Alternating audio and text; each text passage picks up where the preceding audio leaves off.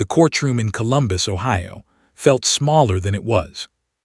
Rows of wooden benches were filled with reporters, neighbors, and quiet observers who had followed the case for months. Fluorescent lights hummed softly above, casting a pale glow over polished floors and tense faces. The air carried that familiar courthouse scent: paper, old wood, and nervous anticipation. At the defense table sat 32-year-old Marcus Hale. His suit was pressed, his expression carefully controlled. He kept his hands folded neatly in front of him, eyes forward, jaw tight. To anyone who didn't know the case, he might have looked like a man unfairly accused.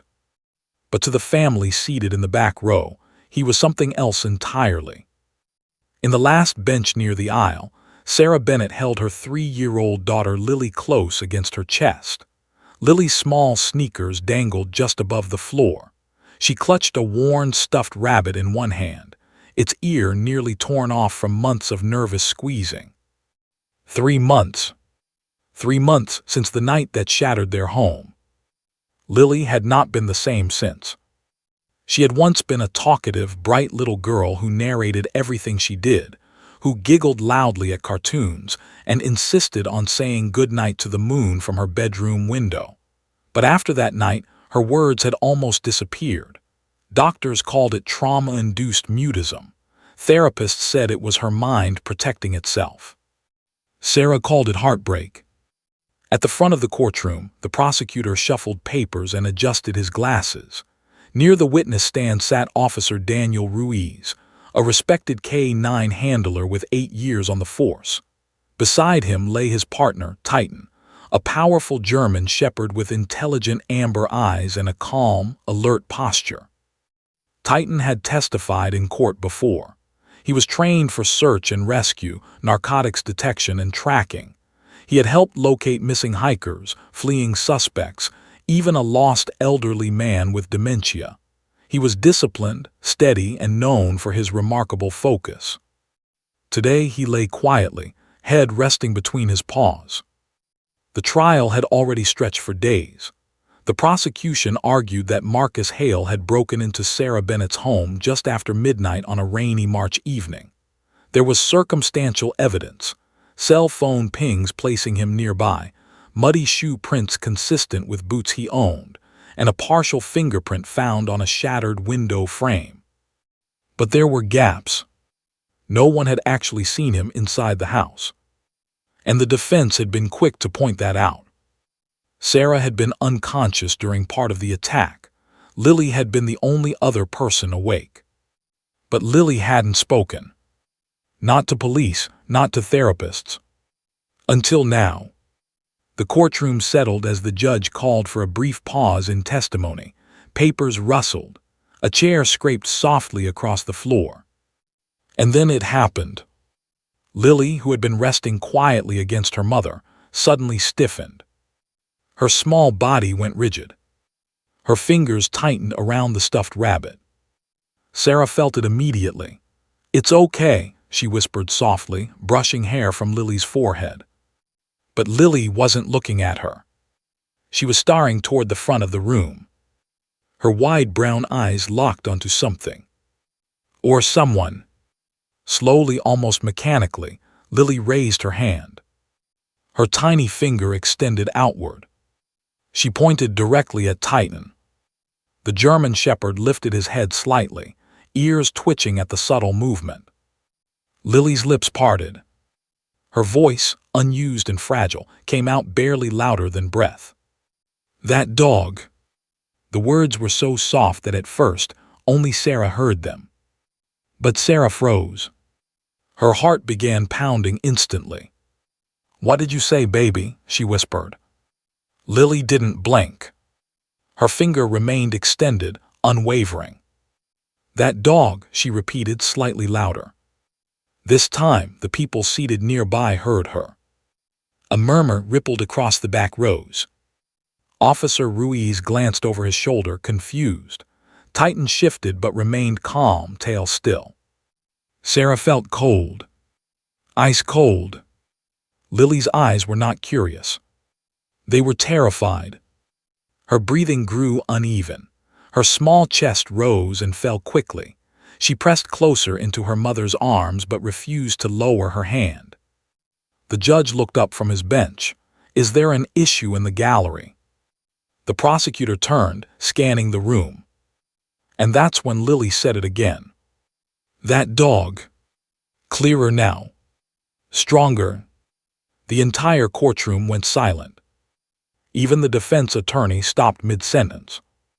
Titan slowly stood, sensing the tension. His posture was not aggressive, just alert, aware. But Lily flinched violently at the movement. She buried her face briefly in her mother's chest, then forced herself to look again. Her small finger trembled. "That dog inside." The final word seemed to echo against the courtroom walls. "Inside." Sarah's breath caught in her throat. "Inside where?" The judge frowned. "Ma'am, if your child is distressed, you may step outside." But Sarah couldn't move. Her mind was racing. Inside. There had been no police dog inside their home that night. Police arrived after the intruder fled. Titan had tracked the scent outside, in the yard and toward the woods. He had never entered the house. Yet Lily's reaction was immediate, instinctive. Not confusion.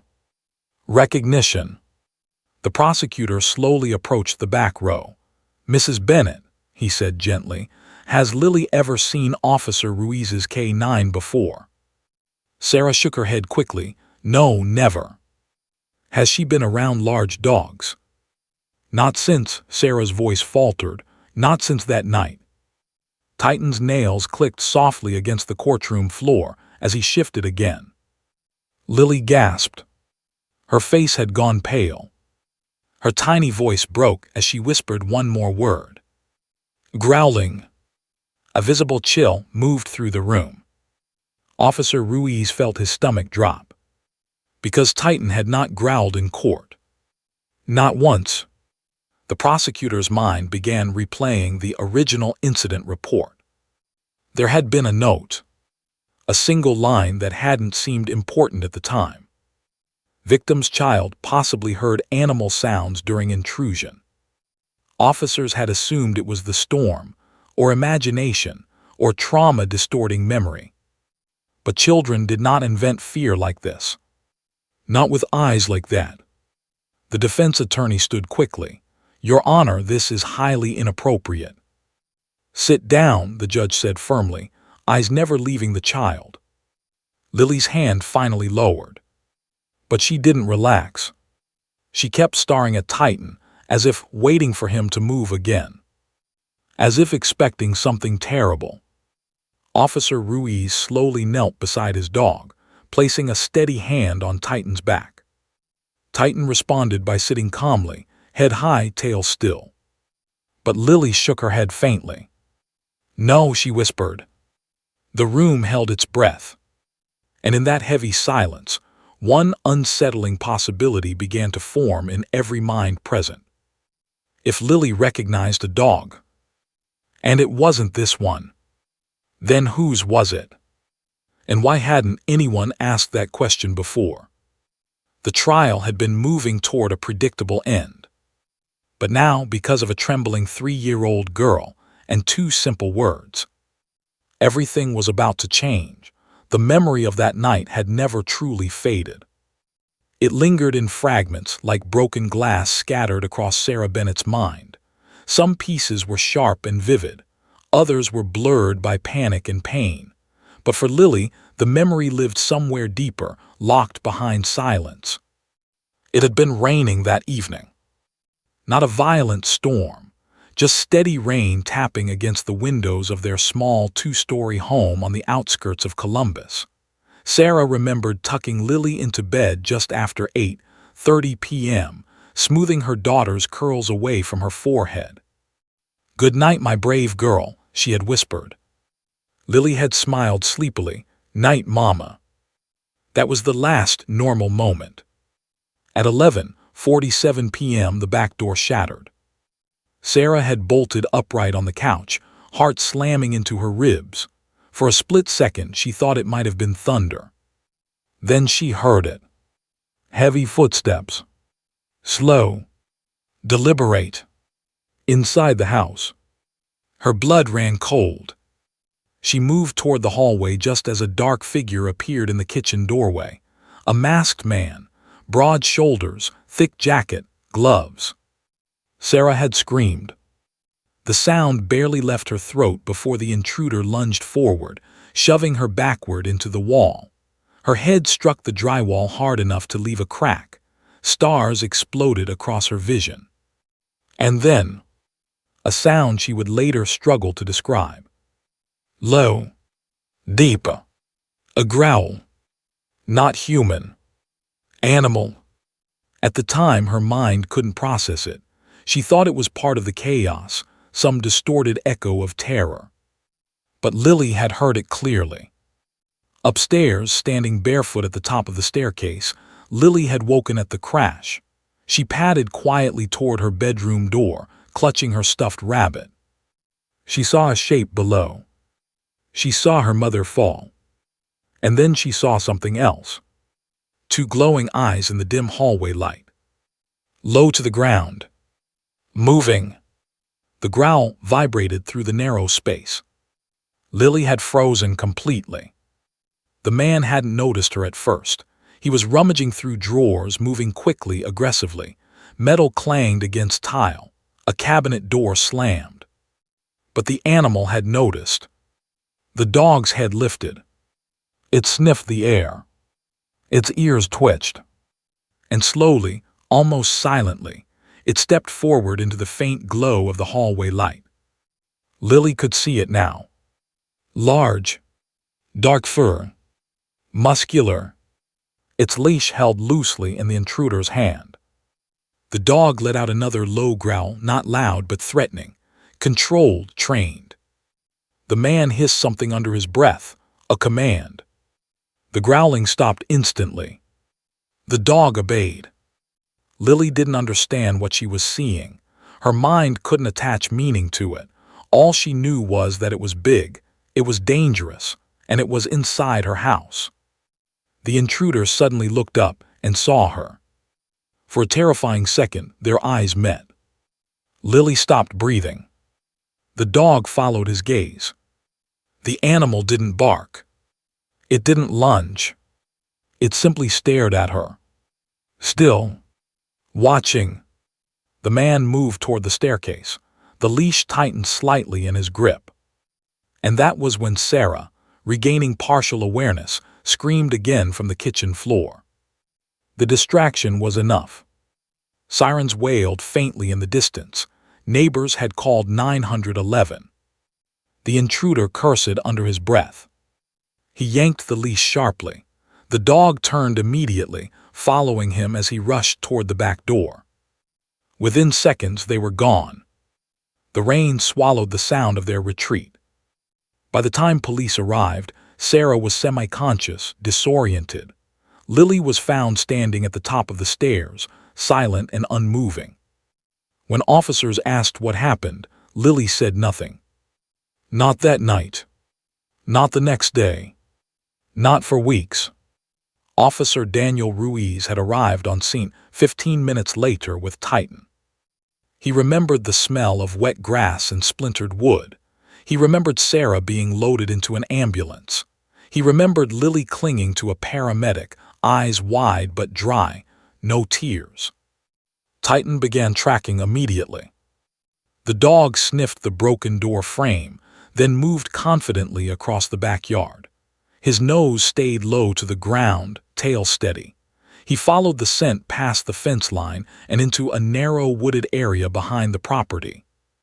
Officer Ruiz trusted Titan completely. The dog rarely hesitated. But that night, something strange happened. Titan suddenly slowed. He circled once, twice. Then he pulled sharply toward the side of a dirt access road, about 100 yards from the house. There he stopped. Not confused. Not distracted. Just stopped. He sniffed the ground intensely, near a patch of wet gravel. Then he lifted his head and whined.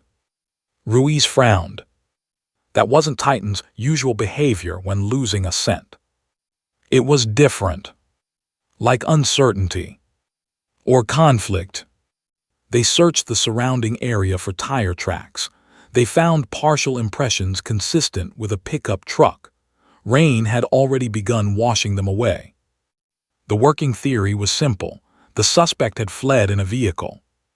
Case logic restored. But Ruiz couldn't shake the feeling that Titan had sensed something unusual. He had written it off at the time. Until now. Back in the courtroom, those memories replayed in Ruiz's mind as Lily's trembling voice echoed in the air. That dog inside. The prosecutor approached carefully. Officer Ruiz, he asked quietly, was Titan ever inside the Bennett home during the initial search? No, sir, Ruiz replied firmly. He remained outside for tracking. And did Titan growl at any point during that deployment? No. Ruiz's voice was steady, but his pulse was. He glanced at Lily again. The fear in her eyes wasn't directed at Titan personally. It was triggered by something he represented. The shape, the size, the memory. The judge called for a brief recess. As the courtroom emptied into murmuring clusters, Sarah remained seated, holding Lily tightly. Honey, she whispered, brushing tears from her daughter's cheeks, can you tell Mommy what you saw? Lily shook her head violently, but her lips parted. He had one, she said softly. Sarah's heart skipped. Had what? A dog. The words were fragile, but clear. Sarah felt her breath leave her lungs. You saw a dog that night, she asked gently. Lily nodded slowly. Big, Lily added. Was it like that one? Sarah asked carefully, glancing toward Titan across the room. Another nod. Yes. Across the courtroom, Officer Ruiz felt his stomach drop. Because suddenly, Titan's hesitation on the dirt road made horrifying sense. If the suspect had fled with a dog in the vehicle, Titan wouldn't just be tracking one scent. He would be overwhelmed by two. Human and canine. Mixed. Conflicting. And if that dog had been inside the house, it explained the growling, the obedience, the silence, the intimidation. The prosecutor was already speaking urgently with detectives. The defense attorney looked visibly unsettled. Because if the intruder had brought a trained dog, this case wasn't just about burglary anymore. It was calculated, planned, and far more dangerous. As the judge called everyone back to order, Lily rested her head against her mother's shoulder. She no longer looked at Titan. She didn't need to. The memory had surfaced, and it wasn't going back down. The courtroom settled into tense silence once more. But this time, the atmosphere had shifted completely. The case was no longer built only on circumstantial evidence. Now it had something far more powerful. The truth of a child who had finally remembered. And that truth was about to lead somewhere no one expected. The courtroom had grown heavier with every passing second. Lily's trembling whisper, that dog inside, seemed to echo off the walls, reverberating in the minds of everyone present. Reporter cameras shifted uncomfortably. Jurors leaned forward, pens frozen above notebooks. Even the stenographer's fingers hesitated over the keys. It wasn't just a child speaking. It was a child reliving a memory, raw and undistorted by time. And in that moment, the entire room understood. Lily's words carried far more weight than anyone had realized. Sarah held her daughter close. Lily's head pressed against her chest, hair damp with nervous sweat. Her small fingers gripped her stuffed rabbit so tightly that the ear was nearly flattened, and her knuckles had gone white. The sight tore at Sarah's heart, but it also steeled her resolve. Lily's fear was no mere fright. It was proof. Proof that the intruder had not acted alone. and proof that no one had yet uncovered the full truth. Judge Collins, a seasoned jurist with decades on the bench, adjusted his glasses and leaned forward. "Mrs. Bennett," he said calmly but firmly, "is your daughter in distress? Do you wish to step outside?" "No," Sarah whispered, shaking her head. She's telling the truth." Her voice wavered. "She saw something the police missed." The defense attorney, Mark Reynolds, frowned. "Your Honor, this is highly improper. The child's statements are not testimony. They are unreliable, influenced by trauma. This courtroom is not a place for conjecture based on a toddler's imagination." Prosecutor Jenna Clark stood, her gaze never leaving Lily. "Your Honor, this child has been silent for months. She has refused to speak about the events of the night in question. And yet today, under no prompting, she has identified, accurately, a detail that aligns with previously overlooked evidence. This is not imagination. It is memory." Titan, the police K-9, shifted slightly, sensing the tension in the room. His ears twitched, and his amber eyes scanned the gallery, landing briefly on Lily. The dog's presence was calm, but the energy in the room had changed. Titan had never encountered a child who reacted to him with such fear, not fear of the animal itself, but fear tied to memory. Lily's small voice cut the silence again. "Growling," she said, barely above a whisper, her eyes wide. "Growling?" Judge Collins asked softly, leaning forward. "Yes," Sarah said quickly. She heard it that night. The intruder, he had a dog. Her own voice caught in her throat. "He brought it inside. Lily, she saw it." A hush fell over the courtroom. The jurors exchanged puzzled glances. The defense attorney's expression shifted from annoyance to concern. Marcus Hale had never mentioned a dog in any of his statements. The police reports contained no mention of a dog inside the house, only that a forced entry had occurred and that he had fled before officers arrived. Jenna Clark took a deliberate breath. "Detective Ruiz, can you confirm whether Titan or any other police K-9 entered the Bennett home during the initial search?" Officer Ruiz's brow furrowed. "No, ma'am. Titan remained outside. We deployed him to track the intruder's scent. He never entered the house. He would never have growled in the way the child is describing." "Thank you, officer," Clark said. She turned toward the judge, gesturing subtly to the jury. "Your Honor, this detail, overlooked at the time, may be crucial in establishing premeditation and intimidation." Judge Collins nodded, though he remained silent. The courtroom still seemed to vibrate with the tension of unspoken questions. If Lily was correct, then the intruder had not only entered the Bennett home, but had also brought a trained dog inside, using it to intimidate, to control, perhaps even to threaten. Lily's small fingers clenched her rabbit tighter. Her mother noticed her eyes glancing briefly toward the defense table. Marcus Hale's expression remained neutral, but his jaw was tight. Sarah felt a shiver of unease. Did Marcus know? Had he underestimated the depth of his own actions? Detective Ruiz spoke quietly to Jenna Clark. "There was something strange during the tracking. Titan suddenly hesitated near the driveway. He circled the area, sniffed intensively, then pulled slightly toward a parked truck before returning to the yard. At the time, I dismissed it as a scent contamination. Someone had parked there recently. But now, I'm not so sure." Clark's eyes narrowed. "Are you saying the intruder could have used a dog during the break-in?" Ruiz hesitated. "It's possible. Titan would have picked up a scent conflict, a secondary presence. The hesitation, it could have been a dog with him." Across the courtroom, the defense attorney stood abruptly.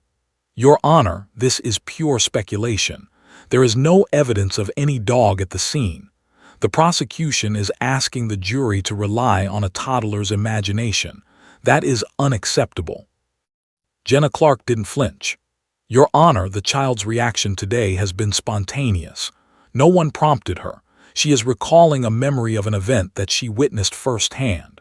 Her words align with inconsistencies in the original police report, the unexplained growling, the hesitation in Titan's tracking, the missing timeline detail. This is more than imagination. It is direct observation from a witness. The judge adjusted his glasses and looked directly at Sarah. "Mrs. Bennett, I understand your concern, but we must proceed carefully. The child's testimony may be noted, but formal evidence must support it." Sarah's throat tightened. "I understand, Your Honor, but she remembers it. She remembers the dog. She remembers what it looked like, how it moved, how it reacted." Lily's voice, still soft but unwavering, spoke again. "Big teeth." The courtroom went still.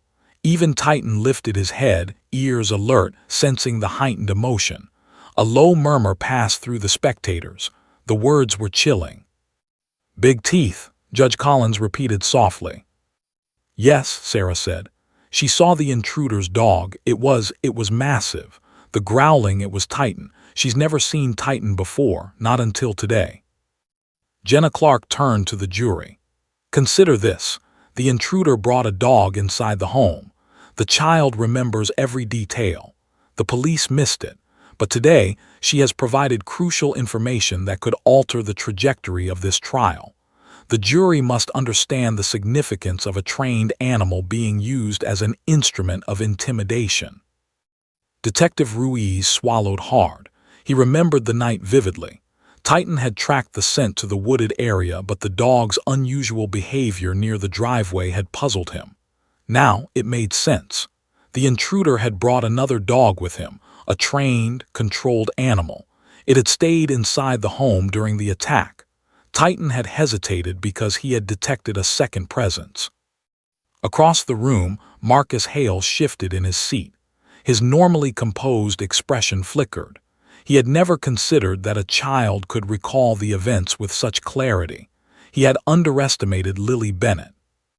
Sarah held her daughter's hand tightly. She whispered softly, "You're safe now, baby, you're safe." Lily didn't respond, only resting her head against her mother's shoulder. But her eyes never left Titan. It was as if the police dog had unlocked something buried deep inside her, a memory, vivid and unshakable. Jenna Clark motioned to Officer Ruiz. "Detective, can we request a formal review of any overlooked evidence related to possible canine involvement during the crime?" Ruiz nodded. "Absolutely, I'll coordinate immediately." The courtroom atmosphere was tense. The defense attorney began muttering under his breath, clearly unsettled by the turn of events. The prosecutors whispered among themselves, plotting the next steps.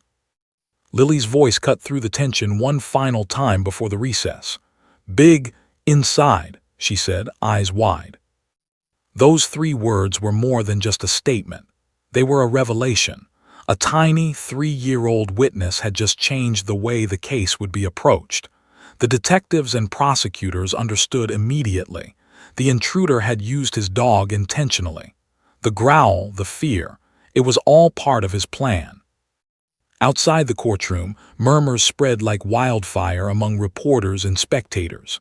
Everyone understood that something significant had just occurred. The child's memory, once locked behind months of silence, had cracked open a critical piece of the puzzle.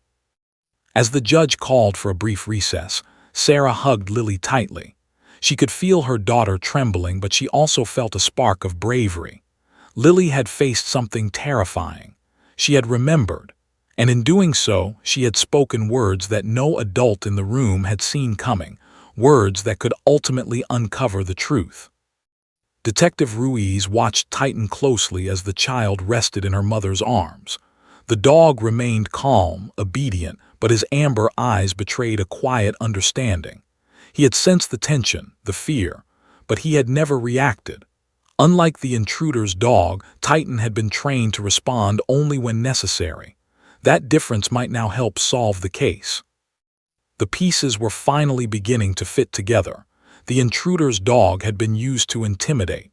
The growl had terrified the child. Titan had hesitated during tracking because of the secondary scent.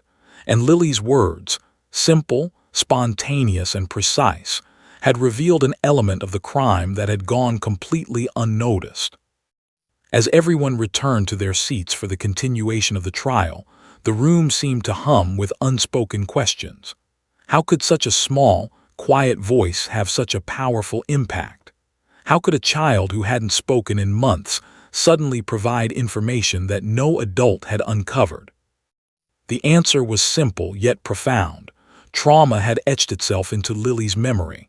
Her mind had protected her by keeping the memory silent. But now, confronted with a trigger, a dog that resembled the one she had seen that night, her memory had surfaced. And with it, the key to unlocking the truth. Judge Collins called the session back to order. The prosecutor prepared to follow up immediately, coordinating with detectives for a rapid review of overlooked evidence. The defense attorney looked on, his composure starting to crack.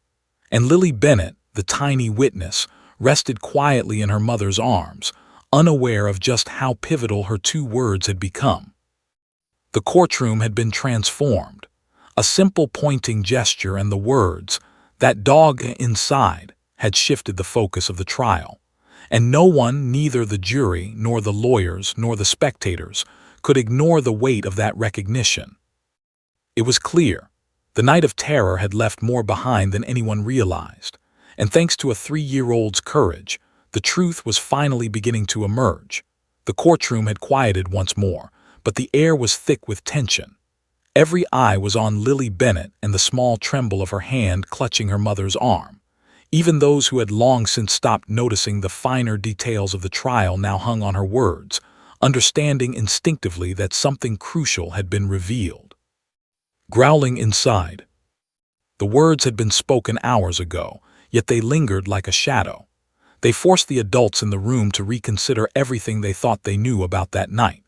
To Sarah, the memory was nearly unbearable. She could still see the intruder's silhouette in her living room. She could still hear the low, guttural rumble that had accompanied every step he took. And now, through her daughter's recollection, it seemed the danger had been far more calculated than she had realized. Detective Ruiz, seated near the front of the courtroom, ran a hand through his hair. Titan sat obediently at his side, seemingly calm, yet Ruiz could feel the tension radiating from his partner dog. Titan had been trained to detect threats, to sniff out hidden danger, and to track suspects with unerring precision. But that night he had hesitated. Something Ruiz had brushed off at the time as a distraction, perhaps a scent left behind by another passerby. Now, Lily's testimony suggested otherwise.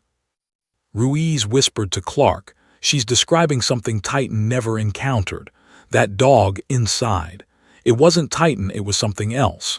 Another dog trained." Clark's eyes narrowed. So the intruder brought a dog in with him. "Seems likely," Ruiz said quietly.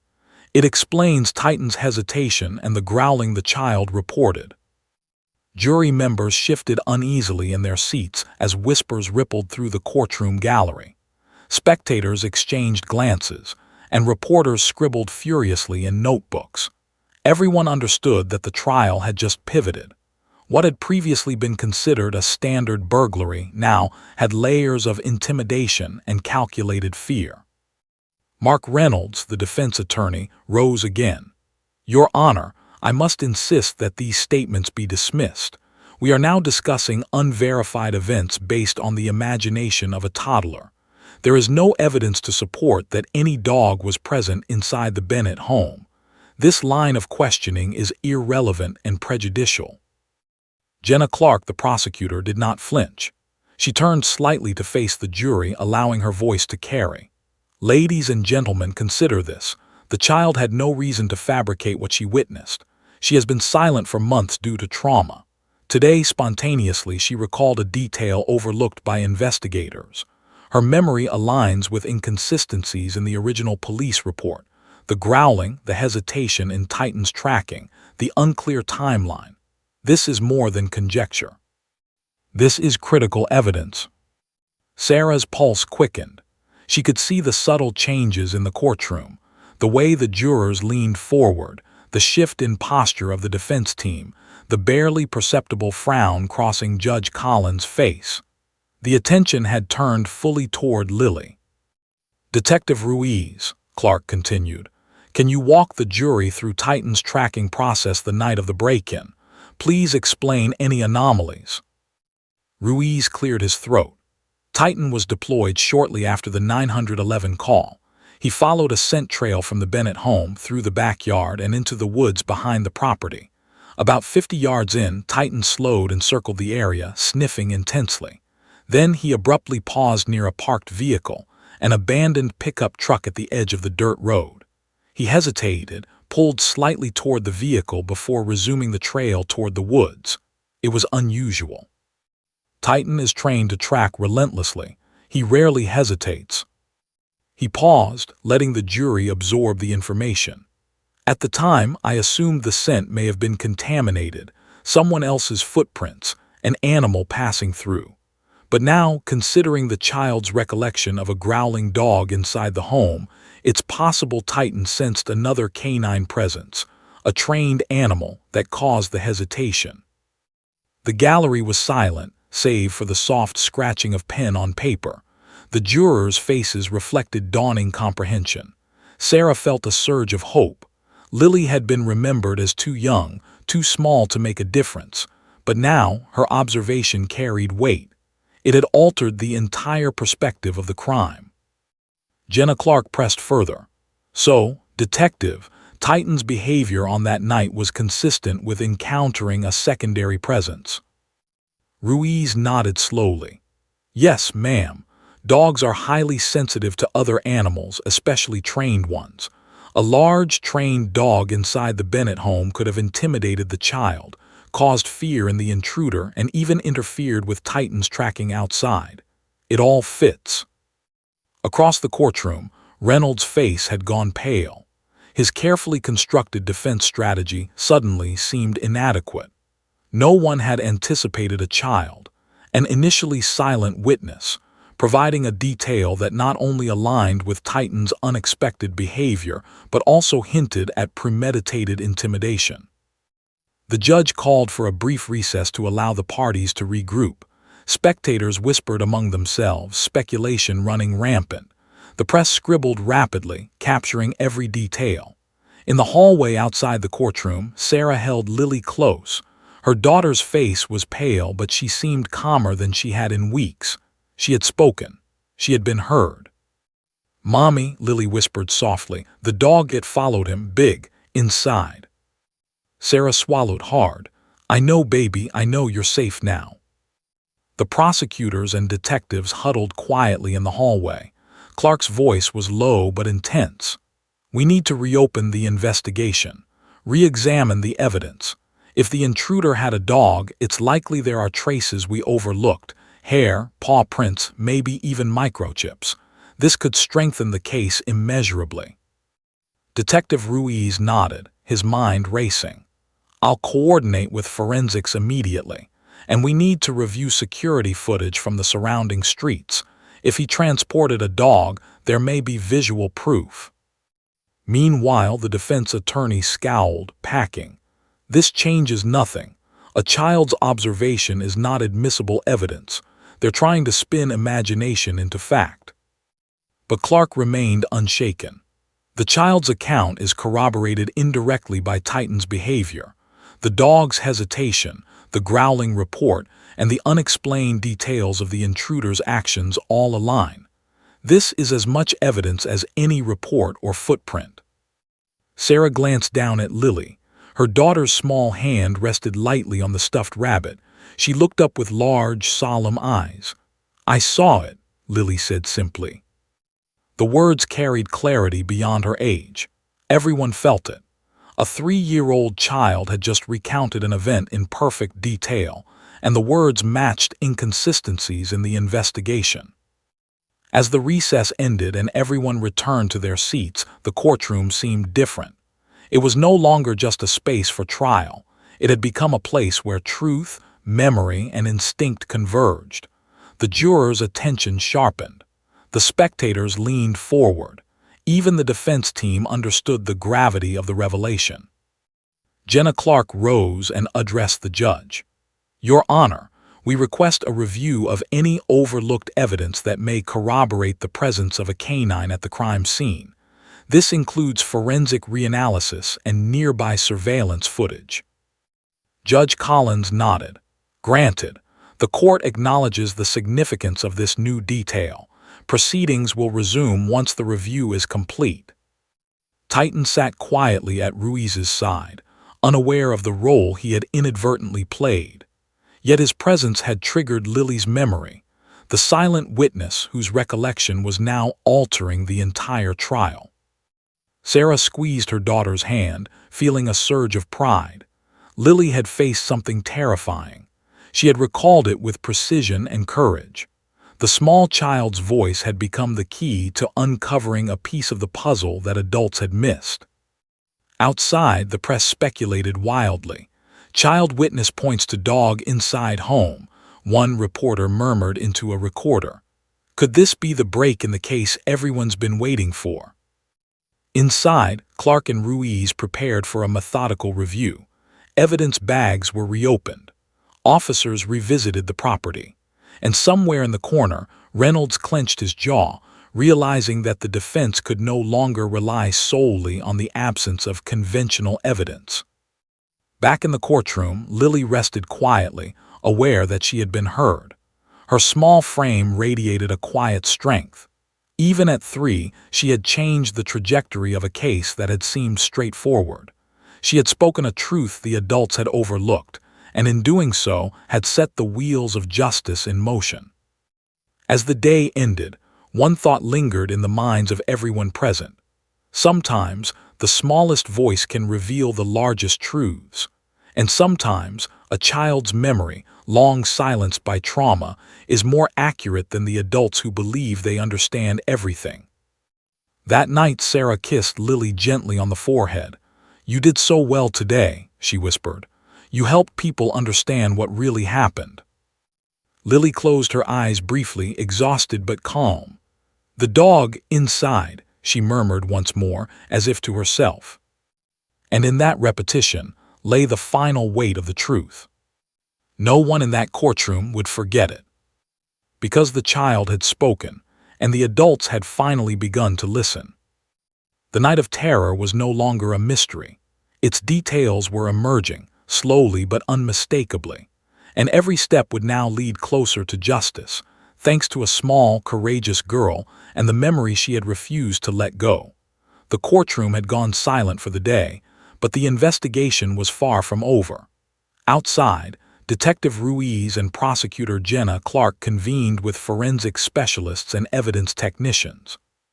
The new lead, a child's memory of a dog inside the Bennett home, had shifted the entire trajectory of the case. Clark paced slowly. "We need to re-examine every piece of evidence from the Bennett residence," she said. "Carpet fibers, mud, anything that could reveal a canine presence.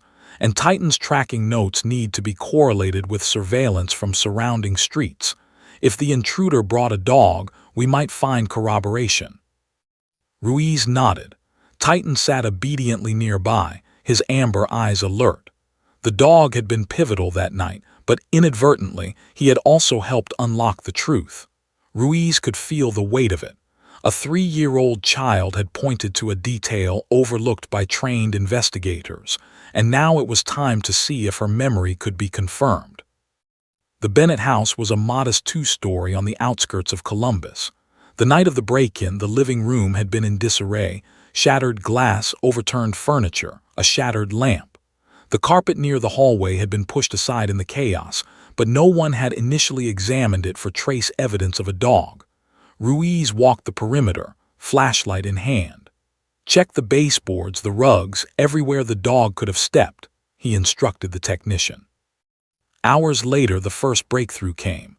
Embedded in the carpet fibers near the hallway where Lily had been standing were coarse, dark hairs. Unlike Titan's short, dense coat, these hairs were longer and coarser. Clark examined them under the microscope. "This could be it," she whispered. "Compare with known breeds. If it matches a guard dog, we're onto something." While the forensic team worked, Ruiz reviewed local security footage. A camera across the street, usually used for traffic monitoring, had captured a vehicle leaving the Bennett neighborhood at 11:50 p.m., just minutes after the break-in. The footage was grainy, but the outline of a dog crate was visible in the bed of the pickup truck. Clark leaned over the monitor. "Do you see that?" she asked. Ruiz squinted. There it was, a rectangular shape, moving slightly as the truck drove away. Clark's voice trembled slightly. "It's the intruder's dog. He brought it with him." Across town, Marcus Hale sat in a holding room flanked by his attorney. His usual composure had eroded. He had anticipated the jury focusing on lack of physical evidence, but now the narrative was shifting in a way he had not foreseen. A child, a single sentence, was unraveling his defense. Hale's mind raced. Could they prove it? Could they link a dog to him? Meanwhile, Sarah sat quietly at the Bennett home, trying to soothe Lily. Her daughter had been unusually silent since the courtroom session, but she occasionally muttered to her stuffed rabbit, repeating words like inside and growling. Sarah's heart ached. The trauma of that night had left indelible marks on her child's psyche, but now those memories were also becoming their strongest evidence. The next day, Clark and Ruiz returned to court with preliminary findings. Clark's voice was steady but sharp as she addressed the judge. "Your Honor, our investigation has uncovered new evidence suggesting the intruder brought a dog into the Bennett home. Course, dark hairs were found embedded in the hallway carpet where the child stood during the break-in. Security footage also shows a dog crate in a vehicle leaving the neighborhood shortly after the crime. We request permission to introduce this evidence to the jury." Judge Collins leaned forward, reading the report carefully. "This is significant. The court grants permission for the evidence to be presented. Defense counsel will, of course, have the opportunity to cross-examine and challenge the findings." In the courtroom, jurors exchanged glances. Marcus Hale's expression was a mixture of disbelief and apprehension. The defense attorney tried to maintain composure, but the cracks were visible. This new evidence threatened the narrative he had carefully built. Detective Ruiz took the stand. He described Titan's tracking that night and the anomalies, the hesitation near the dirt road, the circling near the abandoned truck. Then he detailed the forensic findings, the dog hairs, the crate in the truck, and the likely presence of a second canine during the burglary. Each detail built upon the child's testimony, forming a chain of evidence that was difficult to refute. Clark stepped forward to tie it all together. The child's observation, her recognition of a dog inside the home, is corroborated by forensic and surveillance evidence. The intruder brought a trained animal to intimidate and control the household. This detail, overlooked in the initial investigation, is now confirmed. Sarah's hands were trembling as she held Lily. She could feel her daughter's small fingers clutching hers, seeking comfort. The realization that Lily's voice, the first words she had spoken in months, was now instrumental in bringing the intruder to justice brought tears to Sarah's eyes. Outside the courtroom, reporters buzzed with excitement. "Child's testimony leads to breakthrough," one wrote. "Could a toddler have cracked the case?" Another speculated about the use of trained dogs in criminal activity, noting the unprecedented involvement of a minor witness. The story quickly began spreading across local media, drawing attention from communities far beyond Columbus. Meanwhile, forensic analysts worked late into the night. Hair samples were sent for DNA testing, and microchip scans were conducted on the recovered dog crate. Each step brought a clearer picture of the crime. The dog was not Titan. It was a trained guard dog, previously unaccounted for in police reports, now definitively linked to Marcus Hale. When the results returned, they confirmed the suspicions. The hair and microchip evidence matched Hale's registered dog. Surveillance confirmed the crate had been in his truck on the night of the crime. The timeline aligned perfectly with Titan's tracking notes and Lily's recollection. The pieces of the puzzle fit together seamlessly, each confirming the other. Hale's confidence visibly faltered. His attorney whispered urgently, but even he could not mask the panic beginning to rise. The child's testimony, combined with forensic evidence, had built a case far stronger than the defense had anticipated. In court the following day, Clark presented the findings. "Your Honor, the evidence is conclusive. The intruder brought a trained dog into the Bennett home during the break-in. The child's testimony aligns with forensic evidence, security footage, and Titan's tracking. This demonstrates both premeditation and a deliberate attempt to intimidate and control the victims. The jury leaned forward, captivated. Marcus Hale's gaze darted nervously around the room. The defense attempted to challenge the validity of the evidence, but the chain of corroboration was overwhelming. DNA, surveillance, eyewitness recall, each element reinforced the other, leaving little room for doubt. Sarah held Lily close, whispering softly, "You did it, baby. You remembered. You helped us."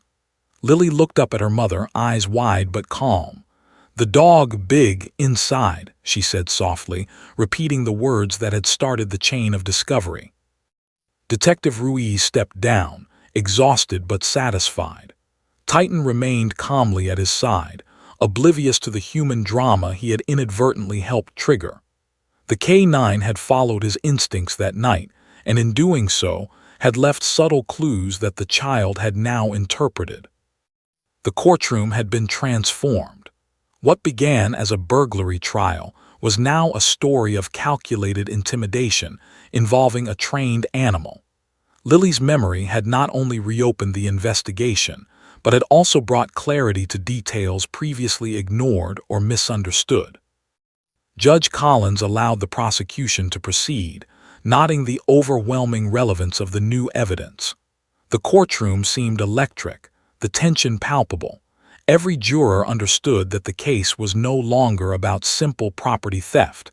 It was about deliberate planning, fear, and intimidation. Sarah glanced down at her daughter. Lily was quiet now, but the courage in her small body was unmistakable. She had faced her trauma in the most extraordinary way, speaking truths no adult had uncovered, and those truths were now guiding the course of justice. The day ended with the Bennett family leaving the courtroom, exhausted but resolute. Clark and Ruiz stayed behind, coordinating with forensics to prepare the evidence for presentation. The intruder's defense team retreated into whispered discussions, their strategy unraveling. That night, as Sarah tucked Lily into bed, she felt a complex mix of relief and apprehension. The intruder's actions had been revealed, but the journey to justice was far from over.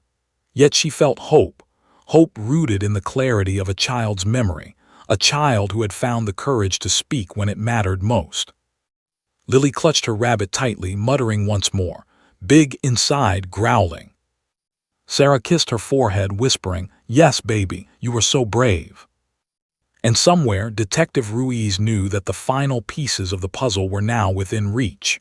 The hidden truth, the involvement of a trained dog, had finally been exposed. Thanks to Lily, the child who remembered when adults could not, the case had taken a decisive turn toward justice. The night of terror had left more than fear in its wake. It had left evidence. And that evidence, once hidden in plain sight, was now ready to speak for itself. The Bennett home had been quiet for days. The storm of the courtroom temporarily subsided, but the investigation was far from over. Detective Daniel Ruiz leaned back in his chair, eyes fixed on the digital maps of the neighborhood, Titan lying at his feet, ears twitching at the soft hum of the computer. Every detail mattered, and every step could bring them closer to the intruder's full story. Ruiz's mind replayed Lily's words constantly. That dog, inside, growling. Each phrase carried significance beyond her age. They weren't mere fragments of a traumatized child's imagination. They were clues pointing to the intruder's calculated behavior. Ruiz knew he had to uncover the missing piece, why the intruder brought a dog and what role it played in the break-in. Jenna Clark sat across from him, reviewing the preliminary forensic reports once more. Hair samples had been analyzed, and DNA from the course, dark hairs matched the intruder's registered dog, a fact that sent chills down Clark's spine. The dog's involvement indicated deliberate intimidation. A trained animal had been used to control the household, to frighten a child, and perhaps even to deter the police from following the scent trail accurately. Ruiz tapped his pen on the table. The dog's behavior is the key here. Titan's hesitation outside the Bennett home aligns perfectly with what Lily remembered. It confirms there was a secondary canine presence. Now we need to link it definitively to the suspect and reconstruct the night's sequence. Clark nodded. We also need to consider motive. Bringing a dog into a home is not a spontaneous act. It's premeditation. It shows the intruder planned to use the animal as an extension of his own intimidation. The following day in court, Clark presented the findings to Judge Collins. "Your Honor," she said, her tone firm but controlled, "we now have conclusive evidence that the intruder brought a trained dog into the Bennett home during the burglary. Coarse, dark hairs, DNA analysis, and security footage all corroborate this. Additionally, the child's recollection, spontaneous and unprompted, confirms this presence. It is essential the jury understands the full scope of the crime." The judge nodded, a subtle frown crossing his face. "This information is significant. The evidence will be admitted and the jury will be instructed accordingly." As the courtroom murmured, Marcus Hale's expression stiffened. The defense attorney whispered urgently in his ear, but Hale's eyes betrayed the tension that had been building for days. His composure, once unwavering, was beginning to crumble under the weight of the mounting evidence. Outside, the press caught wind of the breakthrough. Headlines read, "Toddler witness spurs new evidence in home invasion case," and courtroom drama intensifies as police dog leads to critical breakthrough. Reporters speculated about the unusual involvement of a child in such a complex investigation, noting the unprecedented combination of forensic evidence, surveillance, and eyewitness memory. Back at the Bennett home, Sarah sat with Lily brushing her daughter's hair gently. "You remember so well, baby," Sarah whispered. "What you saw helped people understand what happened. You're helping us find the truth." Lily hugged her rabbit tightly, murmuring, "Big inside scary." Sarah's heart ached for her child. The trauma of that night was evident in every syllable Lily spoke. Yet the courage it took for her to remember and articulate what had happened was extraordinary. In the courtroom, Clark began piecing together the timeline. "The intruder arrived at the Bennett home just before midnight," she explained. "He gained entry through the back door, which had been forced open. Witness testimony from Mrs. Bennett corroborates this. Once inside, he brought the dog with him. The child, awake at the time, observed the animal and its threatening behavior. This is consistent with her statements and explains the growling she described." Detective Ruiz stood next to the evidence table. Titan's tracking outside the home revealed anomalies. He hesitated near a dirt road, circling before resuming the trail. This behavior is consistent with the presence of a second dog. The dog's scent, combined with the intruder's, likely caused Titan's brief hesitation. The jurors leaned forward, captivated by the reconstruction. Every piece of evidence, DNA, security footage, child testimony, and Titan's tracking, formed a web of interlocking facts that pointed decisively to the intruder's guilt. Reynolds, the defense attorney, tried to counter. "Your Honor, a child's memory is unreliable. Trauma can distort perception. The so-called evidence from the dog is circumstantial at best. There is no direct proof that the intruder intentionally used a dog inside the home." Clark remained calm. "Your Honor, the child's memory is not only corroborated by physical evidence, but also by Titan's tracking anomalies and surveillance footage. The sequence of events, the forced entry, the dog's presence, the child's observation, demonstrates a calculated pattern. This is premeditation, not imagination." Sarah felt a subtle shift in the courtroom energy. The jurors' expressions had changed. Skepticism had turned to focus. They were now witnessing the crime reconstructed through a child's memory, forensic science, and a trained K-9 officer. The pieces that had seemed fragmented now fit together. After a brief recess, Clark presented a diagram of the Bennett home, marking the path of the intruder, the position of the dog, and where Lily had been standing. She showed Titan's tracking points outside the house, indicating where the police dog had detected scent anomalies.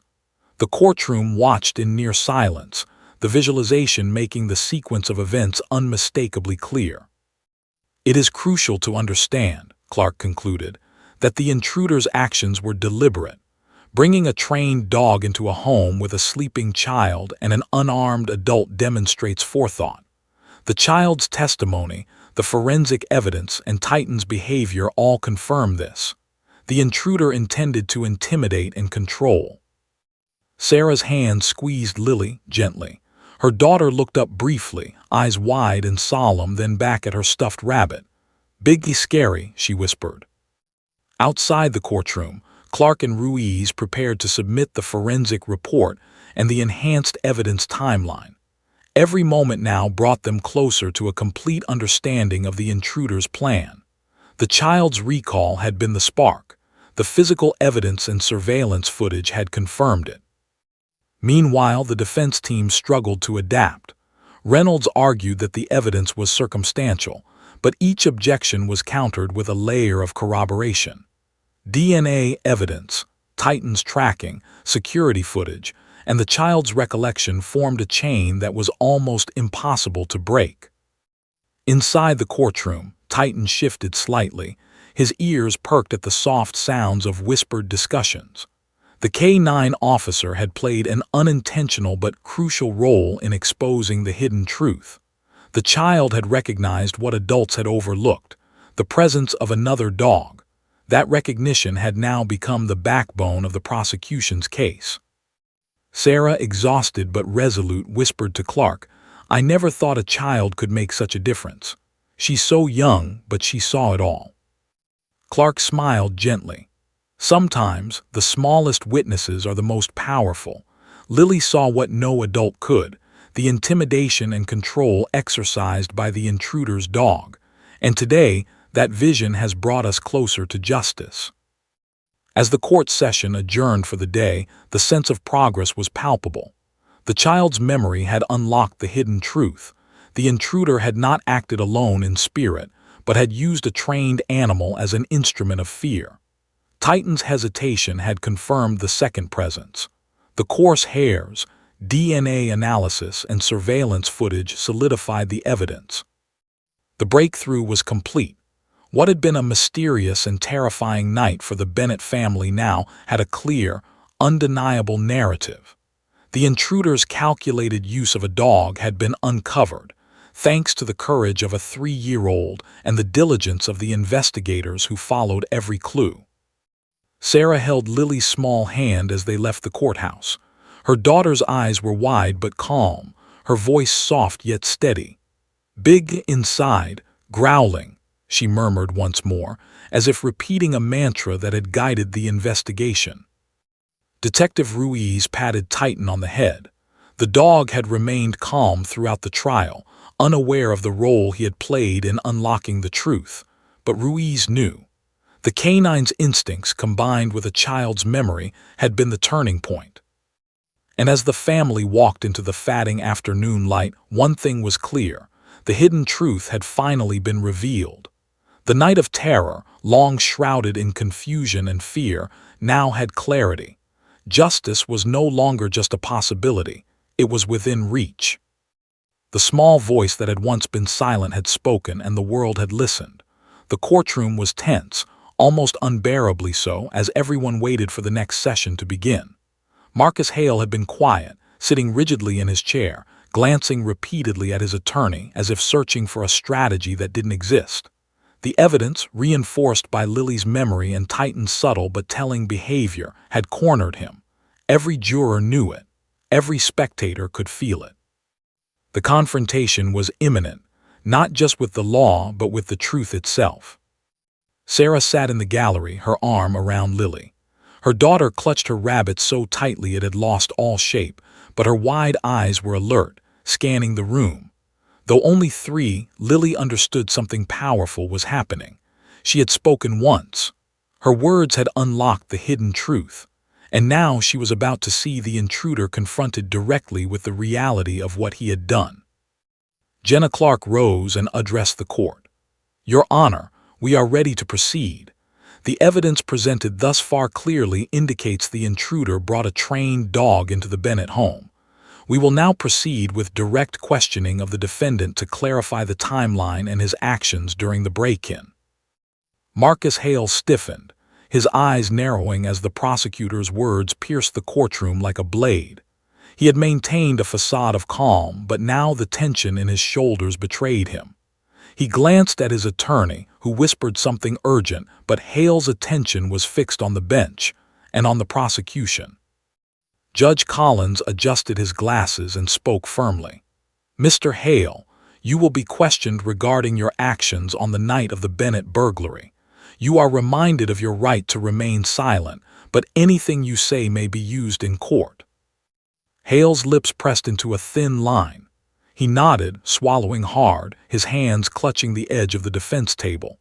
The weight of the evidence against him, DNA, surveillance footage, the child's testimony, Titan's tracking anomalies pressed down on him. He could feel the walls closing in. Clark approached Hale slowly, her voice calm but firm. "Mr. Hale, we have evidence indicating that you brought a dog into the Bennett home on the night of the break-in. Are you aware of this evidence?" Hale hesitated, glancing briefly at his attorney before answering. I don't know what you're talking about," he said, his voice tight. Clark's eyes narrowed. "We have DNA evidence from hair found inside the home, a dog crate captured on surveillance footage in your truck, and a trained police dog, Titan, who detected anomalies consistent with a secondary canine presence. Additionally, the child victim, Lily Bennett, has identified a dog inside the home. Do you still deny this?" Hale's jaw tightened. He looked down at the table, fingers tapping nervously. I mean, the dog, it wasn't supposed to." His words stumbled into silence. Clark leaned slightly forward, her tone unwavering. "Mr. Hale, you brought the dog intentionally to the Bennett home. You used it to intimidate, to control, and to create fear. Your victim was a 3-year-old child. Do you understand the gravity of that?" For a brief moment, Hale's composure cracked. His eyes darted to the gallery, where Sarah held Lily tightly. The child's small, unwavering gaze seemed to pierce through him, as if she understood something about his intentions that he could not deny. Ruiz observed closely, noting Hale's reactions. The defendant's body language, the shallow breathing, the tightened fists, everything indicated guilt. Titan, sitting silently beside Ruiz, gave a soft whine, as if sensing the culmination of the investigation.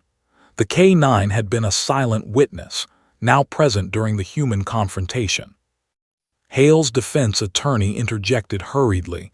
"Your Honor, I must object. This line of questioning is meant to provoke the defendant emotionally. It is not evidence." Judge Collins shook his head. "Overruled. The prosecution is clarifying the timeline and actions of the defendant. The jury may hear this testimony." Clark continued, directing her attention to the jurors. "Ladies and gentlemen, observe the defendant's responses. His hesitation, the contradictions in his statements, the nervous glances, all align with the evidence presented. A dog was present, the intruder acted deliberately, and a child witnessed the events firsthand. This is a direct confrontation with the truth." Hale's lips trembled. His eyes flickered toward Titan, who remained calm but observant. The K-9's presence seemed to amplify the weight of the confrontation. Titan had tracked the intruder's scent that night, detected anomalies, and now silently validated the chain of evidence. Hale's defiance waned under the unspoken assertion of the dog's presence. Clark shifted focus. "Mr. Hale, why did you bring a dog into the home? Was it to intimidate Mrs. Bennett, to frighten the child?" Hale swallowed audibly, then shook his head. I just wanted it to be easier, I thought." He stopped, unable to articulate a coherent defense. "Easier?" Clark's voice was steady, piercing. "You mean to threaten and control, to instill fear, and you did so with a 3-year-old child present. Do you understand what you did?" Hale's gaze dropped to the table, avoiding eye contact with the jurors. He could not meet the child's eyes. He could not reconcile the calculated act with the innocent face looking back at him. The courtroom was silent, save for the soft hum of the air conditioning and the faint scratching of pens across notebooks. Clark's voice rose slightly, commanding attention. "Detective Ruiz, would you describe Titan's tracking results and how they correlate with the presence of a secondary canine?" Ruiz stepped forward. Titan followed the intruder's trail from the Bennett home into the surrounding area. About 50 yards out, he hesitated and circled, detecting a secondary scent. "It is consistent with the presence of a trained dog," confirming the child's testimony. The intruder deliberately brought a dog to intimidate and control the household. Titan's behavior aligns perfectly with the forensic and eyewitness evidence. The jurors absorbed every word, their attention unwavering. Marcus Hale's mouth opened, then closed. He struggled to form a coherent rebuttal, the chain of evidence overwhelming him. Even his attorney seemed unsure how to respond. Clark turned to the jurors directly. "Ladies and gentlemen, what you are witnessing is a calculated crime. The intruder entered a home with the intent to intimidate, used a trained animal to amplify fear, and caused lasting trauma to a child. This is not an accident. This is premeditation. And the evidence, child testimony, forensic analysis, surveillance footage, and K9 tracking, confirms it." Sarah felt a surge of relief and pride. Lily's small voice, once silent, had spoken with clarity and courage. The child had recognized what adults initially overlooked, and her recollection had led directly to this confrontation. Sarah's eyes met Clark's briefly, a silent acknowledgement passing between them. Lily had helped expose the full truth. Hale's attorney attempted a final challenge. "Your Honor, the child's statements are being used to emotionally manipulate the jury. This is unfair." Judge Collins remained firm. "The child's testimony has been corroborated by multiple independent sources. The objection is overruled." Marcus Hale finally spoke, his voice low and unsteady. I didn't mean to, I didn't think," he trailed off, his face pale and sweat beading on his forehead. The confrontation had stripped him of pretense, leaving only the stark reality of his actions. Clark leaned slightly forward, her tone precise. "You intended to instill fear. You used the dog as an instrument of control. The child saw it. The evidence confirms it. Do you understand that your actions have consequences?" Hale's head sank. The weight of the truth, the undeniable chain of evidence, pressed down on him. The courtroom seemed to close in, every detail reinforcing the reality he could no longer deny. Outside the courtroom, reporters captured every moment. The story of the child's witness testimony, the K9 tracking, and the confrontation with the intruder spread quickly. Across Columbus, people whispered about the unusual and powerful chain of evidence. A toddler's memory, a trained police dog, and forensic science combining to expose a criminal's calculated actions. Inside, Sarah held Lily's hand tightly. Her daughter's wide eyes watched Hale, absorbing the confrontation in her own small, quiet way. "You were so brave," Sarah whispered softly. "You helped us face the truth." Lily pressed her head against her mother's chest.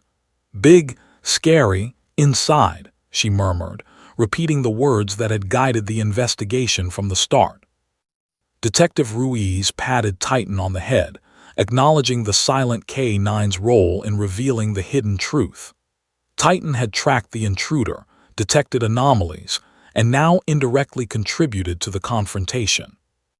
Clark's final words in court that day set the stage for the ultimate resolution. This confrontation has revealed the deliberate and premeditated nature of the intruder's crime.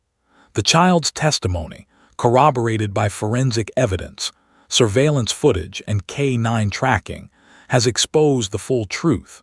We will proceed with the final phase of the trial to ensure justice is served. Hale sat slumped in his chair, the weight of guilt pressing on him. The confrontation had stripped away his defenses, leaving only the reality of the crime. The child, who had once been silent, had now become the catalyst for truth, guiding the courtroom to clarity. As the session ended, Sarah held Lily close. "You spoke the truth, baby. You helped everyone see what really happened." Lily hugged her rabbit tightly, whispering once more, "Big inside," growling. Outside, the sun was beginning to set, casting long shadows across the courthouse steps. Justice was no longer an abstract idea. It was real, and it had been reached through courage, observation, and the smallest voice of all. Confrontation was complete. The hidden truth had been revealed, and the path to justice, illuminated by a child's memory and a K-9's instincts, was now clear. The final day of the trial dawned gray and overcast, as if the sky itself sensed the weight of what was about to happen. The courtroom was packed, every seat filled with spectators, reporters, and members of the community who had followed the case since the beginning. Outside, news vans lined the street, cameras pointed toward the courthouse steps. Inside, tension was palpable. The jury, weary yet alert, prepared to deliver a verdict that would decide the fate of Marcus Hale. Sarah held Lily tightly in the gallery. Her daughter's small hand gripped hers as if drawing courage from her mother's presence. Lily's wide eyes darted between the proceedings and the polished wooden floor, absorbing the gravity of the day. She had been the catalyst for the revelation of the intruder's calculated actions. Her words, spoken months earlier, had begun a chain reaction: the uncovering of evidence, the tracking by Titan, the confrontation with Hale himself. Detective Ruiz and Titan sat quietly near the front of the courtroom. Titan's ears twitched as he observed the movement of the trial. Though unaware of the verdict itself, the K-9 seemed to sense the intensity of the moment. The culmination of months of careful investigation, the unveiling of truths hidden in the chaos of one terrifying night. Jenna Clark stood and addressed the court with calm authority. "Ladies and gentlemen, we have presented evidence that clearly demonstrates the premeditated and deliberate nature of Marcus Hale's crime. He brought a trained dog into the Bennett home to intimidate, control, and instill fear. The child victim's testimony, corroborated by forensic evidence, DNA analysis, and K-9 tracking, confirms his actions. Today, we ask the jury to deliver justice based on these facts." The defense attorney attempted one final objection, claiming the child's testimony could not be trusted and that the evidence was circumstantial. But Judge Collins overruled, reminding everyone that the prosecution had provided multiple, independent forms of corroboration. The courtroom fell silent again. As the jury filed in for deliberation, Sarah whispered to Lily, "You were so brave, baby. You helped everyone see the truth." Lily nodded solemnly, clutching her rabbit. "Big, inside, scary," she murmured softly. Those words, once a simple expression of fear, had now carried the full weight of justice. The hours of deliberation seemed to stretch endlessly. The jurors moved quietly, flipping through notes, consulting exhibits, and reviewing timelines. Outside, reporters speculated on the verdict, wondering how a child's memory, a police dog's tracking, and forensic evidence would influence the outcome. Finally, after what felt like an eternity, the jury filed back into the courtroom. The foreperson, a middle-aged woman with tired eyes and a solemn expression, rose to deliver the verdict. The entire room held its breath. "Members of the jury," Judge Collins began, "have you reached a verdict?" The foreperson nodded. "We have, Your Honor. In the case of the State of Ohio versus Marcus Hale, we find the defendant guilty of home invasion, intimidation, and use of a trained animal to facilitate a crime." A collective gasp swept through the courtroom. Hale's face paled, his mouth opening slightly in disbelief. His attorney sank into his chair, knowing the evidence had been insurmountable. Judge Collins's voice resonated with authority as he continued, "This verdict reflects the seriousness of the defendant's actions and the courage of the child victim, whose observations were instrumental in revealing the full scope of the crime. Sentencing will follow at a later date." Sarah's eyes filled with tears as she hugged Lily. "You did it, baby," she whispered. You helped everyone see what really happened. You were so brave." Lily hugged her rabbit tightly, murmuring, "Big, inside, growling." The words had become a mantra of truth, now associated not with fear but with justice achieved. Detective Ruiz gave Titan a gentle pat. "Good work, boy," he whispered. The K9 wagged his tail faintly, oblivious to the human celebration but somehow aware that the night of terror had been resolved. Titan's tracking, combined with the child's memory, had created a chain of evidence that left no room for doubt. Outside the courthouse, the press captured the moment. Headlines splashed across screens. Toddler witness helps secure conviction in home invasion case. Police dog, child testimony lead to justice. And community applauds courage of young witness.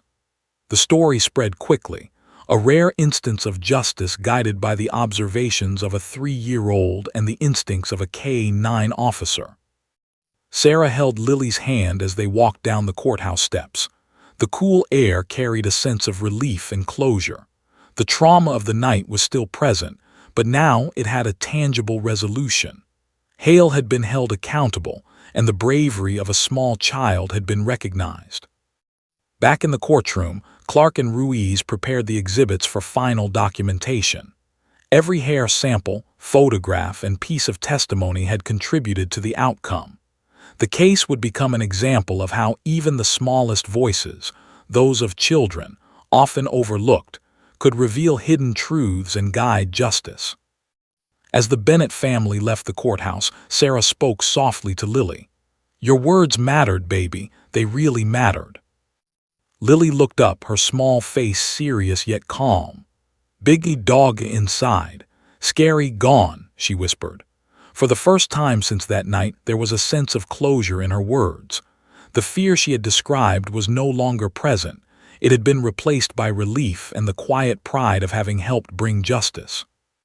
Weeks later, during sentencing, Judge Collins emphasized the deliberate nature of Hale's actions. "This case demonstrates the consequences of using fear to control and intimidate," he said. "The defendant's deliberate use of a trained animal to facilitate his crime has been met with the full weight of the law.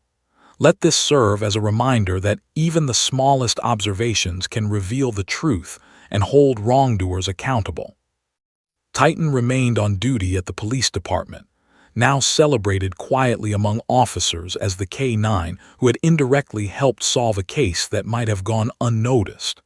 His calm demeanor and precise instincts had provided subtle but undeniable evidence, corroborating a child's recollection and proving critical to the conviction. Sarah and Lily returned home, the small apartment now filled with sunlight and a sense of safety. The trauma of that night lingered in memory, but it no longer held power over them. Justice had been served, and the small voice that had once trembled with fear now resonated with clarity and courage. Lily, sitting on the couch with her rabbit, whispered one last time, "Big scary gone." Sarah kissed her forehead gently. "Yes, baby, it's all gone, you're safe now." The story of that night, the home invasion, the dog, the terror, and the bravery, would be recounted for years.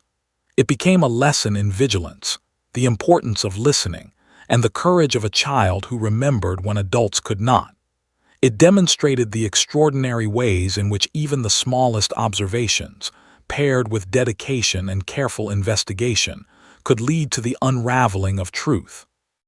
The Bennett family found a measure of peace. Titan returned to his K9 duties, but the memory of that night lingered with every officer who had worked on the case. The community, inspired by Lily's bravery, honored the child quietly, celebrating the truth she had revealed. And somewhere in the quiet of her room, Lily hugged her rabbit tightly, repeating once more, "Big inside, growling gone." The words, which had once signified fear, now symbolized courage, justice, and closure. The night of terror had ended. The hidden truths had been uncovered. The intruder had been confronted. And the small voice that had refused to stay silent had guided the law to victory. In the end, it was not just the police, the forensic evidence, or the courtroom drama that brought justice. It was the courage of a 3-year-old girl who saw the unseen, remembered the forgotten, and spoke a truth powerful enough to change the course of the case forever. The resolution was complete. The family could finally heal. The child's words, simple yet profound, had ensured that justice prevailed, and that the memory of the night of terror would never again threaten their lives.